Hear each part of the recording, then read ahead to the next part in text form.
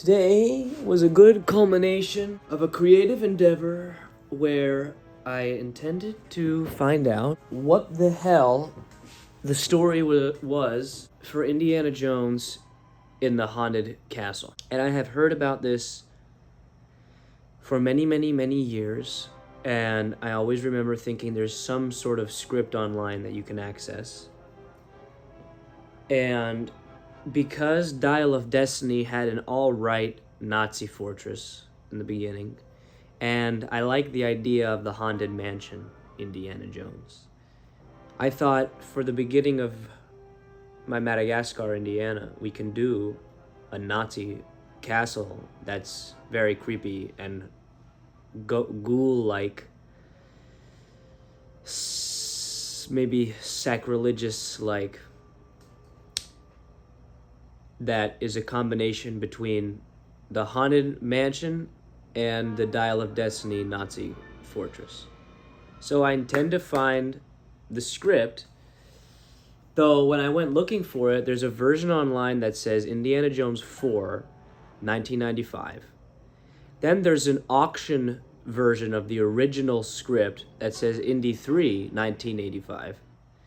And I'm looking at this going, what's going on? Because Indiana Jones 4 came out in 2008. So it turns out that this version that's online is completely mislabeled. And that this version that's being auctioned is for like $400. So although it would be cool to have the original screenplay, I just need to find what's the first blip of Indiana Jones that they were going to do for the third movie. So I did more research, and apparently they titled it The Monkey King, where he was going to go fight Wukong and find dinosaurs and climb over the Great Wall of China, and China said, no, no, no, no, no. And so they had to change it. But the script was written for this Monkey King, and in that is the original haunted castle idea.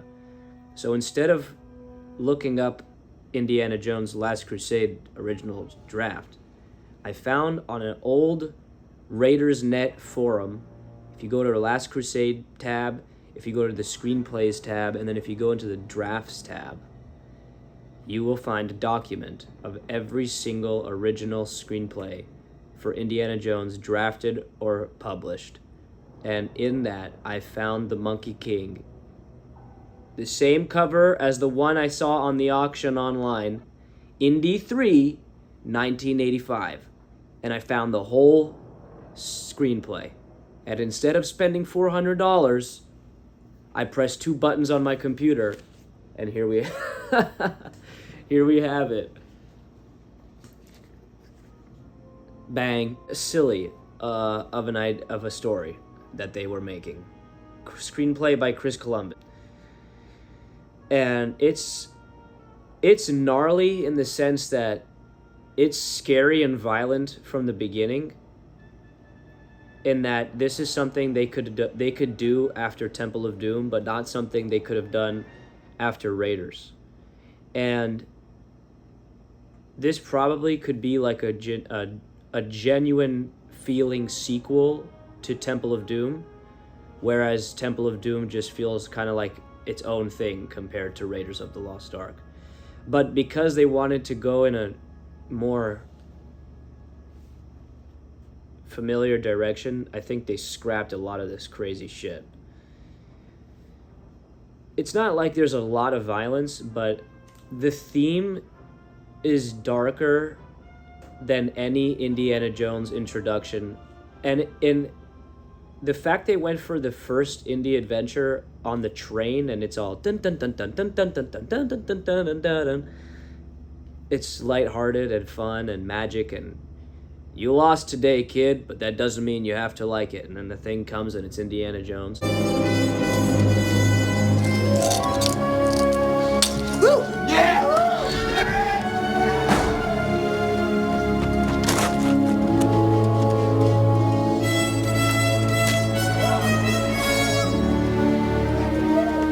Good day.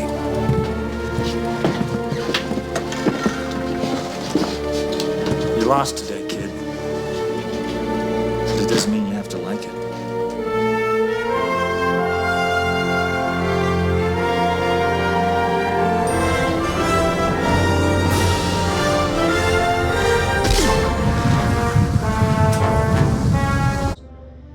Okay, that's a much better opening to how they wrote it here. But it just feels like they wanted to keep the punches rolling from Temple of Doom with like the like that kind of factor.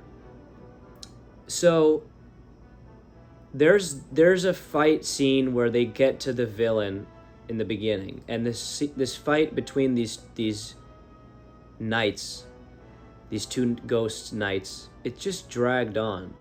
I thought the whole thing was a little bit Resident Evil Village silly, and that the old man villain kind of was lame. I kind of just didn't know, like, it was cheesy and corny. It's written in the 80s. I appreciated at the end that Indy sees a ghost, and I think there are moments in the story that work. So I took these moments that worked the best, and I drew them out like a storyboard so that we can see what this movie should look like had it been pub produced. Since this is a first draft, it's very detailed in an explanation of what's going on, but it doesn't say like cut to this shot and then it's gonna be Indy walks up and the camera does this and then we smash cut to this frame and the music blares at this cue and then he steps onto this mark. Like, it's not very technical. So what I did was I wrote over this screenplay, I edited it, and I made it technical for what the hell it would actually look like on the movie. And I drew photographs, like little shit sketches, right? So what I think works the best here is the title frame. Now, the thing is, this kind of storytelling works for a graphic novel or like a comic book, you know, but you have to like ease the audience into that slapstick Temple of Doom craziness. Because at this point, nobody of my generation is familiar with what Indiana Jones should be, because they ruined it. If I wasn't trying to analyze this, I would just be blasting through this laughing and having a great time. It's a great Indiana Jones story. I mean, anything that's Indiana Jones is pretty cool. Regardless, you just want to see what is he doing, you know? What do they throw him in? Is it good? Is it bad? What can we take inspiration from? And being this is the original, I'm very excited. I felt like I found treasure today. The title shot where it opens up and it tells you the location and the date, I think is the funniest and the best. And honestly, with the landscape that you can do, it works. But the only thing is, this kind of story, I didn't read the rest. I only read The Haunted Mansion. I haven't done anything like he goes to China and this and that. But this kind of storytelling is much more so like somebody saw the first two Indy movies, was really, really excited to do something even crazier. And before Steven Spielberg and George Lucas thought, maybe we should just nostalgia bait everybody. And that now you have like the little boys saying Last Crusade is their favorite. So anyways, daddy this, daddy that. Well, give me the Thuggy Colt and let's beat him up. That was my favorite one. Anyways, that's just my opinion. They're all great. They're all 10 out of 10. I'm just poking fun. But another downside is that he's not wearing the Indiana Jones outfit. He's wearing a fisherman uniform the whole time. So it just, in my mind, he accessing these doors and there are these demonic snakes that he has to pull out of the doors and they unlock. And I'm just thinking, there's no way that he's confronting a 1,000-year-old ghost and yelling at him, and you want me to take it seriously, and he's wearing a fisherman outfit? So there was no point in the story where it said, okay, they traveled to the castle and then Indy arrives in full gear, like how we know him. Where in the final movie, they put the hat on a young Indy, and when he lifts his head up, he's in full gear, getting the shit kicked out of him. Okay, we're gonna talk about the story. I realized that it was a little bit not what I expected. I could go through the whole story and rewrite it better for, in my imagination, how it should be. Because once he got to the knights and he's fighting with the knights, you know, the thing that makes Indiana Jones funny is sometimes his fights happen in 2 moves. You know, okay, the enemy comes, the enemy makes his move, and Indy makes 1 move and the enemy's down. I appreciate that they took the Scottish castle thing and made a joke out of it in the final movie when he comes as a Scottish lord. Man, so I got the exact image from my sketch to real life with a script generator. So we have a motion comic pretty much now with these images that I spent the next day looking for. So I'm pretty damn excited to present this story and these images that I made. Revive this old script almost. We're gonna watch the first 30 minutes of Dial of Destiny together and go over this haunted fortress. I'll tell you exactly what I used to make these pictures. I'm using DALL-E 3 OpenAI. First 3 pictures came out like exactly how I imagined. Wow, I'm thinking we're entering a new age. I mean, imagine 50 years ago being able to tell the computer, I want a picture of this, and then it spits exactly what you're thinking. You know, and you have to, it's a little bit strange because at some point it stopped listening to me and it kept spitting out the same thing. So it either you hit a sweet spot and you get lucky and it generates an image that's like what you're thinking, or you have to be really descriptive and type lots of detail. Because I wrote like paragraphs to get the photograph exactly how I want it, and change this angle and make him change the position, he's in the back of the boat, he's facing this way, his feet are up this way, he's not at the boat is facing us, but he's at the back, this and that and the other. Because you'll see, I have a couple different versions of this. If I don't like the way it's written, I cross something out and I rewrote it before the next line comes up, and then I explain there needs to be a cut to the drawings. So I'll have like D1, D2, D3, and this is D1, then the next one is D2, and then you can see what the shot looks like. So Indiana Jones 3, underwater close-up, a brightly colored fly attached to a dangling fishing line. A large salmon swims to the fly. The salmon examines the fly, deciding whether or not to bite. So the first thing you see in the Indiana Jones movie is a salmon. The camera pans upward, tracking the line and moving out of the water. We pass the crooked boards of a small rowboat and continue to pan upward. A man reclines in the boat, napping. His hands gently grip a wooden fishing pole. He is handsomely dressed in sportsman's trousers and a blazer. His green tweed fishing hat is lowered over his face. Its brim is filled with various types of tackle and bait. It is dusk, a warm summer evening. The boat rests on a calm lake, surrounded by moors. Thick night fog has begun to settle over the entire area. Cut to the title screen, Scotland, D1. So then you have, it would say Scotland, 1937, right in the middle. Indiana sitting there in the middle of the lake.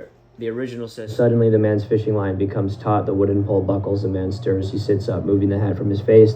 Camera dollies forward into a close-up of the man. So I wrote, as Indy's line becomes taut, the wooden pole buckles, moving on the hat from his face, the camera dollies forward into a close-up of the man. It is Indiana Jones, his face anxious, hopeful. Indy begins to feel his line gets a catch. And then you go D2, which is the close-up of, you see that it's Indiana Jones. You take the hat off his face. In the distance, Dr. Jones, Dr. Jones! Indy turns in the direction of the sound, still struggling with with the line, Indiana's POV. Then you cut to D number 3, so it's Indy's POV. Countless orange flames sparkle across the moor. The torches are being carried by several numbers of small villages. A small village. The villagers are gathered behind a group of 6 policemen. The policemen are handed by Inspector Angus McCohen, a plump, balding fellow with a veiny, bulbous nose, beady green eyes, and a thick, curled red mustache. McGowan shouts to Indy. So they all come. This is what we're going to see. Everybody comes down the shore. We need your assistance. Here it says, struggling with the fishing line. Come on, Mac. It's the first bite I've had all week. Please, it's very important, says McGowan. Indiana struggles a bit longer with the line, but his consciousness wails and he puts the fishing pole down. With a grumble, he rows back to shore. So I'm having trouble understanding where they're cutting this. Because if it's just Indy's POV and we're looking out, here come the policeman's screaming, and then it says Indiana's struggling with the fishing line. He's talking. So I'm guessing we're still looking. This is how I did it. We're still looking at the McGowan guy, and Indy's talking in the background. And then, so here I cross everything out. We need your assistance. The camera dollies forward. Please, it's very important. His stress on his face as we get closer. They look off. Indiana struggles a bit longer with the line. They look concerned, but his consciousness wails and he drops the fishing pole. He rows back to shore. They wait as he rows back to shore. And then as he's rowing forward, he says, come on, Mac. It's the first bite I've had all week. So Indy will row up while we're watching them bicker back and forth. And then he gets this line. It's much better if you see him row. He drops it while the guy's going, it's important. And then Indy comes on his boat and he goes, oh, Mac, that's the first line I had all week. Okay, cut. Several minutes later, the moors. Night is fallen. It is very dark. Indiana is joining the inspector and the other policemen. They lead the townspeople west in the foggy moors. Slowly, carefully, the villagers surge, creeping, their faces tense, many unable to hide their fear. A summer wind seems an eerie howl whistling through the night air. Blue moonlight bathes the moors, creating stark, frightening shadows. So it'll be cut, and Indy's behind everybody, and they're walking up. And then I like the idea that you see from behind them, they're walking away from the lake. So I put the camera swings behind group revealing more landscape. That's D5. They're just shit drawings. Cut. An expression of anger and annoyance cover Indiana's face. Close up, walking. He grumbles to McGowan. That's D6. And for that, I literally just put a circle for the face and a question mark. Do you value our friendship, Mac? While continuing walking. Yeah, McGowan. More than me, nightly paint. Stay on. Indy's face. And this better not be some wild goose chase. Tain't wild geese we're after, Dr. Jones. You got me word on that. And a McGowan's word is truer than an angel's kiss. And Indy rolls his eyes. Then you cut to D7. Suddenly, there is a scream. One of the villagers at the front stumbles upon something. Everyone gathers around the villager. Like dominoes, the group stops one by one with Indy last at the back. So, here's everybody surrounding something, and Indy's at the back.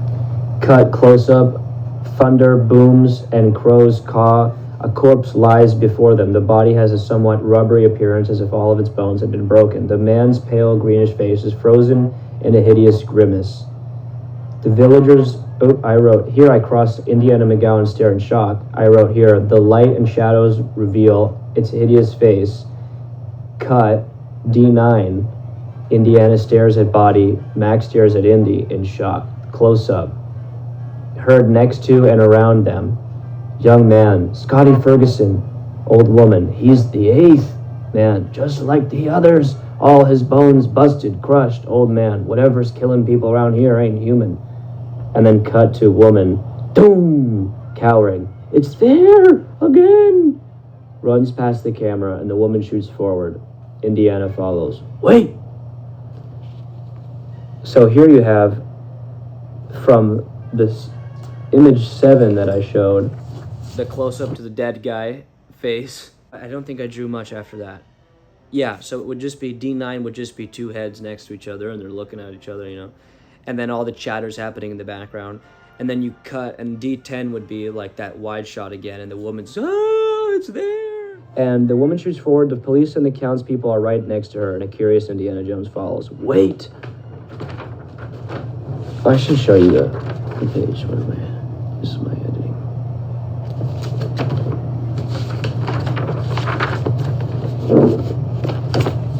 So, I don't know. I like my versions better. As Indy's line becomes taut, the wooden pole buckles. Moving the hat from his face, the camera dollies forward into a close-up of the man. It is Indiana Jones. Camera dollies forward. We need your assistance. Cut D3. Please, it's very important. Stress on his face. We get closer. Indiana struggles a bit longer. They look off concerned, but his conscience fails, and he drops the pole. They wait as he rows back to shore. Indiana says, "Come on, Mac. It's the first bite I've had all week." The Moors cut D4. Night's fallen. They're going west, and the frightened shadows. The camera swings behind the group, revealing more landscape. Cut to the expression of close-up Indy walking over McGovell, grumbling to McGowan. Indiana concerning, walking, continuing. McGowan talking, staying on Indy's face. Indy rolls his eyes. Cut D7. There is a sudden scream, and one of the villagers at the front stumble upon something. Everyone gathers around the villager like dominoes. The group stops one by one with Indy last at the back. Cut D8, close-up. The thunder booms and crows caw as a corpse is seen before them. The body is somewhat rubbery appearance. Its bones have been broken, and the man's pale greenish face is frozen in a grimace. The villagers whisper. The shadows reveal its hideous face among themselves. Cut, Indiana staring at the body. Max stares at Indy in shock. D9, close-up, heard next to and around Indiana. Scotty Ferguson, he's the 8th, just like the others. Whatever's killing people around here ain't human. Cut to screaming woman. Doom! Ah! Doom! Ah! He's there! Again! The woman shoots forward and runs past the camera. The police and the townspeople are right in behind her as curious Indiana follows. Wait! The woman runs to a clearing. Up a mound, she is pointing ahead. The villagers surround her. They stare ahead in the direction where the woman points. Nearly a mile in distance, we see the camera rises above the landscape, an ancient Scottish castle. Okay, so here I'm thinking, when is he going to change into his outfit? Because if he's not in Indiana Jones costume, it doesn't match my vision for the fortress. It really makes a difference if he's in a fucking fisherman outfit or if he's in the Indiana Jones leather jacket and all this stuff. So at this point, I stopped drawing everything because I needed to know the context of if he was capable of whooping ass or if he was just going to catch some bass. Okay? So I stopped writing, and together we're just going to go through it now. An enormous 6th century stone structure, tall forbidding towers, menacing gargoyles, piercing the night sky. The castle appears deserted. Its interior is completely dark, save for a small flickering candlelight. This is actually something that I thought of, too, to have, only one light in the castle. It burns from the castle's upstairs window. Indiana gives a questioning look. The inspector points to the castle's upstairs window. The light only burns after murder's been committed, McGowan. Indiana nods, turns toward the castle. Let's go. The villagers step back, eyes wide with fear. Murmurs of, ain't going in there, nor I. Got me a wife and kids, are heard from the terrified villagers. Indiana turns to McGowan. Even the usually sturdy inspector is trembling, but McGowan turns to his men, forcing themselves to be strong. Well, what is that we're doing for, men? Hennessy, Galbraith, Bottomley, you're coming with us. As each man is called, the color leaves his face. The chosen policemen reluctantly join the inspector in Indiana. As they begin to walk towards the castle. The remaining villagers and policemen stay behind, waiting. The elderly women kiss their crucifix that hang from their neck, and she stares at the departing men. So at that point, I would think Indiana could change or not. But also, you don't have any description of what it looks like on the camera. It's just a story. Elderly woman, may God help them. Cut 2. So this is the first cut 2. So you're expecting me to believe that this whole entire time you're doing this story from here to there to the lake and all this stuff, and it's one shot? This is a one shot? Castle doors. 2 enormous wooden doors covered with intricate carvings of demons, serpents, and gargoyles adorn the castle entrance. Indiana and the police stand before the doors. Indy glances to the upstairs window, and the castle still flickers. A long wooden bar carved into the shape of a serpent is fastened to the metal door latches. It blocks the castle entrance. Indy and the policemen grab a hold of the bar. It's extremely heavy. Using all of their strength, they manage to slide the door out of the ball. Rolling down the castle stairs, Indy clutches the rusty door handles. He pulls hard. The doors creak, groan, and slowly open. A thick cloud of dust explodes from inside. The castle blows out all the torches. Behind the open doors, there's a lonely total darkness. Indiana enters, holding the flashlight before him. The policemen exchange frightened glances. McGowan shows him through the open doors. Indy's flashlight beam glazes over the castle's interior. Castle. It is a stone palace filled with elaborate antique furnishings, macabre sculptures, and oil paintings. The place is bathed in dust. Thick cobwebs fill each corner. It is extremely cold. The men's breath are visible. Hennessy rubs his folded arms. Hennessy, it's death cold in here. How can a human being survive? Hearing this, the other policemen exchange terrified glances. Indiana gathers his flashlight to a twisting stone staircase. Flashlight. Where's the dude's whip and gun? The staircase spirals upward along a far wall leading to the second floor. A faint shimmer of light. Indiana ascends the stairs slowly, silently toward the light. The others directly behind him. As you make way to the top, he examines bizarre oil paintings. There are various portraits and landscapes, from military bases, battles to Sunday picnics, but the unsettling quality of the pictures is that each feature the same white-haired elderly man. Indy comments to Mac, "This guy's got one hell of an ego." Bearish Seaman Seagrove III. Some say he walks the moors every midnight. Others claim he's been dead for years. Indy arrives at the top of the stairs. His hand rests on a sculpture that is part of the banister. The sculpture is a bust of a Baron Seagrove. Indiana makes his way to the first doorway where the light emanates. The door is wide open. Thick cover the entrance. Indy wipes away the webs and enters the room. They follow with their pistols. "I'd rather be catching trout," says Indiana. Hey, continue down the stairs, arriving at the bottom, the dusty stone basement. There's a basement, da-da-da-da-da. He reaches for the door, they draw their pistol, they open the door. A shout from inside is a bottle, a barrel of wine. Interesting blood type, says Indiana. The policemen stare, wide-eyed. Indy smiles, Cabernet Sauvignon, 1897. Family crypt, stone coffins behind the door with glass-covered tops, crypt walls, macabre, ghastly religious statues decorate countless death masks, cover the ceiling, all carved with frighteningly familiar faces. Baron Seagrove. There's a candlestick, and there's something. This candlestick keeps going, in and out of light. Like, it's not very scary. Galbraith, you come with me. We'll search for Hennessy out here. Bottomly, you go with Dr. Jones. In there, McCowan and Galbraith nearly fall over each other. They scramble away from the crypt. The two dash off in another section. Indy shakes his head. He enters the crypt. Reluctant, very frightened, Bottomly follows. Indy's flashlight beam dances across the glass coffin tops. Decaying corpses smile from inside, their hands tightly clutching crucifix. Bottomly is horrified at the sight. Indiana continues. He passes the burning candle, moving further. Shivering, Bottomly stays behind. Indy and Bottomly arrive in a circular chamber. Okay, here's where it gets kind of crazy. Here, the ringing bell is nearly deafening. The sound echoes from above. We're on the floor of the bell tower. Indiana shines his flashlight upward. The beam stops on a ringing bell that's hanging several feet in the air. Inside of the bell, dangling by his feet, is the dead body of Hennessy. He has replaced the bell clapper. His body swings back and forth. It slams into the sides of the bell, causing the dull bludgeoning. Bottomly screams. Indiana grabs his arm. Let's get out of here. This is nuts. Off the bat, you're going to have a dead body swinging, a replacement of the bed. Like, I don't think we've ever seen anything that goofy before. So there's a couple things that I think are entertaining enough. I think a human body being the gong of a bell is pretty hilarious and scary. Definitely disturbing. Okay, let's continue. Let's get out of here. They turn to the crypt door, begins to close. They forward. When the door slams, they push and kick at the door. No good. The Bottomly calls for help. Galwin, Galbraith, open the door. Indy scans the door, looking for a way out. I need more light. He hurries to the candle. He reaches out. There's a loud whoosh, and the candle goes out. Total darkness. Indy turns from the door.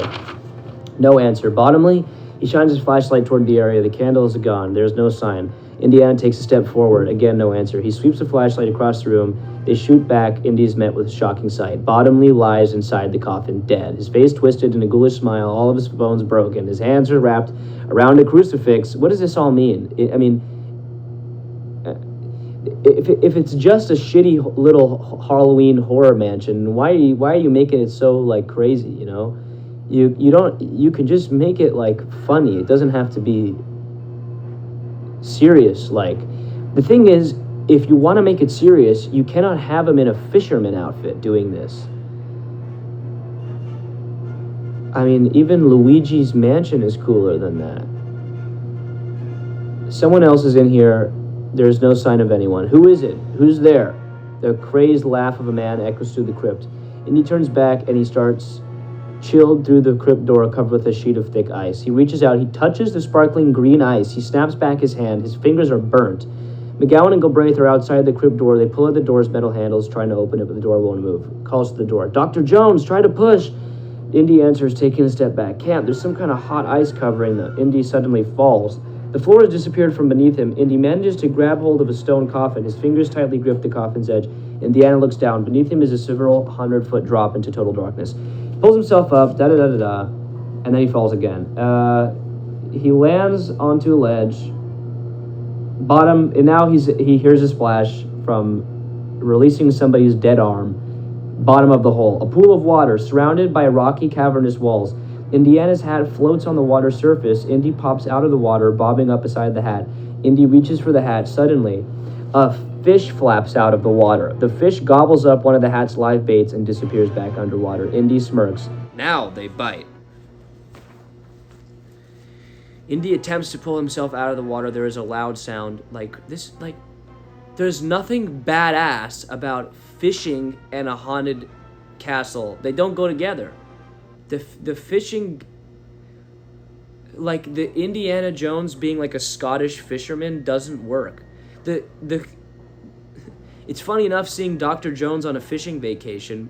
The Scotland title card is cool, but it doesn't make any sense if you ask me. You'd have to make it a legitimate joke, not just like a one-liner for comedic relief. Okay, there's a loud sound after he tries to pull himself out of the water, grinding metal, rattling chains, and Indy's dart his eyes to his side. Two horizontal metal gates eject from the cavern walls, and they shoot across the water over his head like lightning. They're headed toward each other and his face.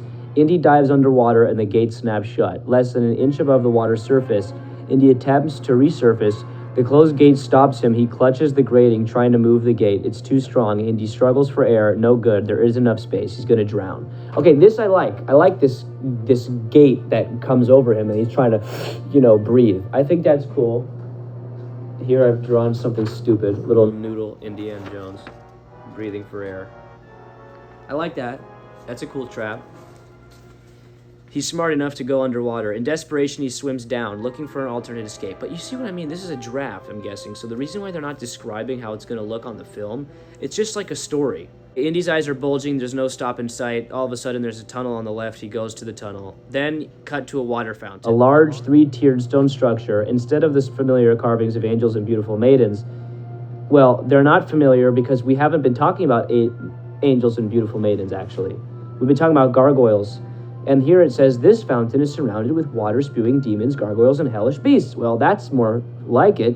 Camera dollies to a large metal drain located inside the fountain's base, and the drain cover begins to turn, suddenly flipping open. Indiana Jones crawls out of the opening. I like this. This reminds me of Chamber of Secrets, and when they open up the big fountain in the Myrtle's bathroom. Isn't that like a portal? Right? This reminds me of that. Like a big, crazy statue that's not just a bathroom sink, but the way that it's described.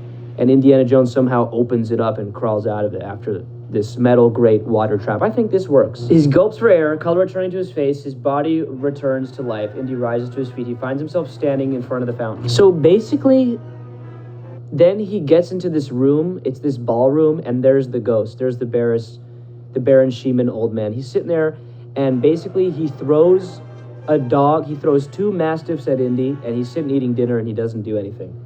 And I thought it was cool the way that Indy jumps out of a window and the dog crashes next to him. Then Indy climbs back over the window like he never left out. And then another dog comes and he takes curtain drapes and he goes, what are those guys with the bull? Toro, and they come and then he wraps the dog in the drape, in the window drape, and ties it, and the dog is freaking out. And I thought that was funny. But this is crazy. How would they have done this anyway? How would have they pulled all of this stuff off in the 1983? Okay, you're gonna release two fucking mastiff dogs on Harrison Ford, and then he has to leap one of them into a giant drape and then tie the dog up while he's thrashing around. That's nuts. And first and second of all, people will complain at that. People will complain. So this is what I'm saying. You have a human body swinging, making noise as a bell. This is crazy. And then you have the Indiana Jones throws a dog into a window drape and wraps him up like a Christmas present while he's still alive. and then throws another one out of a castle window. I don't think, as great as that is, I don't know what the hell was the guy who wrote this thinking. Because it works in like a cartoon. It'll work in a comic book. But in the movie, like in a serious movie, I don't know. It just is goofy. It just is goofy. Two mastiffs leap forward, coming in Indiana. Tearing, clawing, he's fighting for his life. He grabs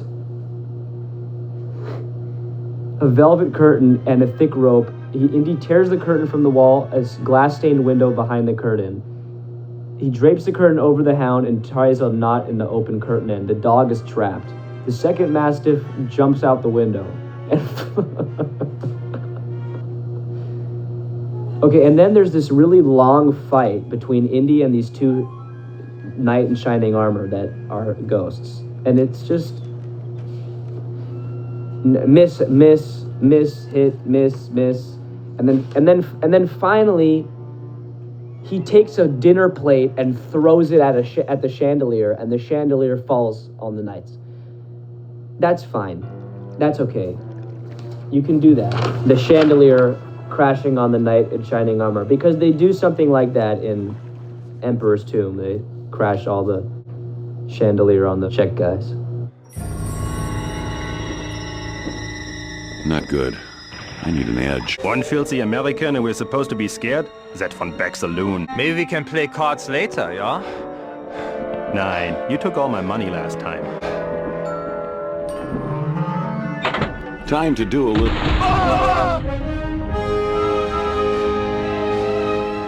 But it's a plate, you know? I mean,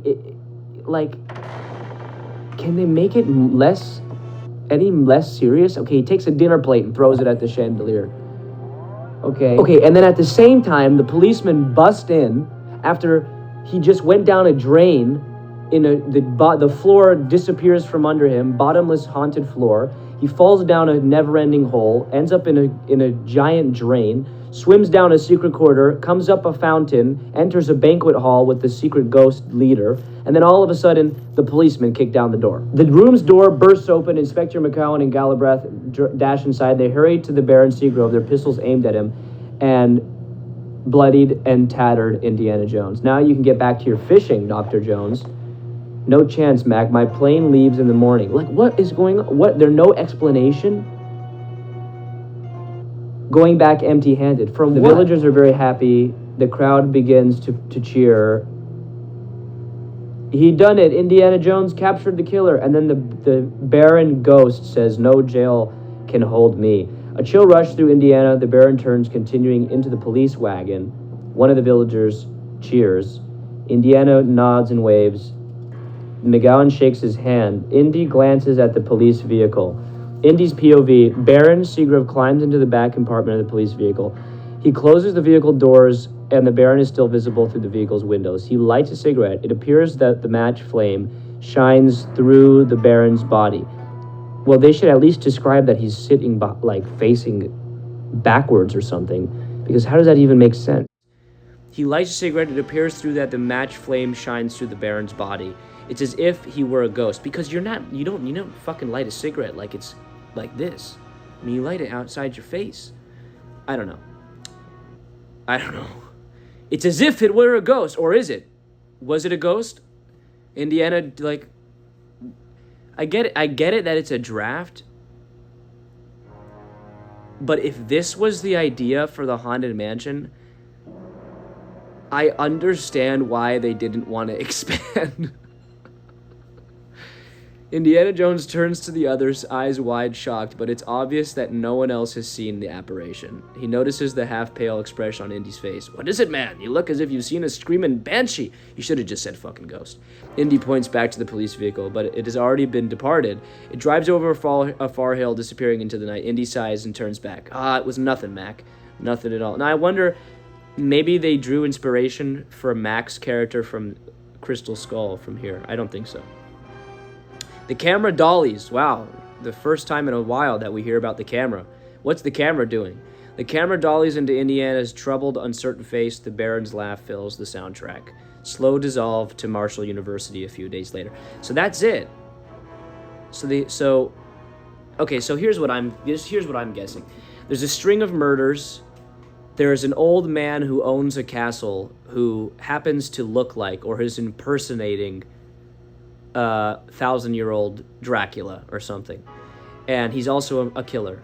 And he sets up these Scooby-Doo traps and makes it so that the mansion is haunted, right? Because there's always like an answer when Indy says, one kneels before God, kneel, duck, and he ducks, and it's not that God has chopped off people's heads, or that Indy solves a riddle and saves his life, right? So maybe it's just that they found their own way into the ballroom. Bust down the door, and here's this funny dude playing dress up, sending his mastiffs after Indy. How do you explain the knights in shining armor? I don't know. And then, they catch him or whatever, and everybody's very happy, and Indy thinks he's seen a ghost, and that's it. But then it's like, I didn't get anything. Like, what was the point of him going to Scotland? What was the point of that? Like, it's not that he's on a vacation if the policemen and all of the villagers are right around the corner, and he's like waiting for them to come ask him for help. So it has to have been he's in the middle of some sort of investigation. Oh, another body is found. There's the castle. And then there's a castle. Oh, my God. Okay, and then the other side of it is the castle appears and reappears. Their lights appear and disappear. The castle is haunted. And the guy was caught, and they literally had no questioning, no further investigation. I'll send a book to you via mail, Dr. Jones, and sucks I don't get to continue fishing. Like, you just saw a ghost, and you fell through floor, you almost died, 2 knight in shining armor fought and killed for you, and what, you're worrying about the fly on your fish hat? Do they not think, okay, they're not thinking now when they're writing Dial of Destiny, so go watch my Dial of Destiny video and you'll hear what I thought of that shit. That's the final product. Who even is he? He's a Scottish lord? Maybe he's a Scottish lord. That would be funny. Maybe he's a Dracula. Maybe there's a version of this that's more polished that I have to find. Maybe it is that version that said Indiana Jones 4, 1995. I doubt it. I think it's the same thing. That one was mislabeled. But maybe they went further. Because I know there's a woman named Diane who worked on this story also. But I think this is the version of that they kind of roped everything together with. So it's a little bit strange that they just kind of plucked this in here, and it makes no sense. And he's doing all this in a fisherman's jacket, a fisherman hat, and fisherman pants. Cool that he saw the ghost. So we'll give it this. The beginning was cool enough. Indiana Jones is in the swamp of Scotland in a little wooden rowboat, fishing with his little Scottish garb, and then it goes Indiana Jones, Scotland. That's cool. That's all right. It's not the coolest thing, but it's all right. And then after this, it becomes a little bit loose. The story and the camera work and all this becomes loose. But I think there are a couple of moments that work. The first moment is when he falls through the floor and he gets into the water and the giant grate just slams above him and he struggles to find out what to do next. I think that's good. The next moment that works is when he finds his way through the secret tunnel and emerges through the Chamber of Secrets demonic fountain. I think that's pretty cool. And then it enters into the ballroom. I think that's cool. That works. The next thing that works is Indiana Jones playing 2 mastiff dogs. I think that's funny. He's going dun dun dun dun dun dun dun dun, and the dogs charge him, and one of them he catches and ropes up into a fucking velvet robe and ties a knot and traps him, and the other one jumps out the window. I think that works. I think that's great. I think Indiana Jones waiting for the mastiff to come and he wraps him up and throws him out the window. I think that's even better. I don't like it that it's a plate, but somehow I also think the knight fight is ridiculous. But somehow he drops a chandelier on his enemies. That always is good. A chandelier drop on an enemy is great. Anytime. Especially in an old castle ballroom. That's cool. The last thing that's cool is Indiana Jones is the only person who sees a ghost. And it's only after they catch the villain. But the thing that sucks is they give no backstory about the villain. You don't know anything. We still don't know. What the hell? Who even is that guy? Like, what just happened? you're still asking yourself, what the fuck? Unless they were thinking to give more of a visual or a narrative explanation on screen in the movie, I don't know. Oh, and before all that, I was missing one. The human bell. Human bell is funny. That's a little bit crazy. That's extreme. Yeah, he's struggling for air. He comes up the fountain. He smashes the chandelier on all the bad guys. He throws the massive dogs, reverse it, into the window. And then sees a 1,000-year-old ghost light a cigarette in the back of a Scottish wagon. I don't know. Those are the highlights. Those are the highlights. Then he comes up again out of the fountain, and he goes and he fights all these guys. Dun, dun, dun, dun, throw the fucker. Dun, dun, dun, throw another fucker. Throw the plate. The chandelier goes. But there's no action with the villain because the guy's just sitting there eating dinner the whole time. This is happening. So if you've seen the first 30 minutes of Dial of Destiny, if you watch this video, or if you know what I'm talking about now, we're gonna get like something similar. We have Nazis, Nazi fortress, Scottish Lord tapestry joke for sure. I like the title card. I think it's funny, and it's green, and he's sitting there in the lake. I think, and you don't know who it is at first. I think it's funny.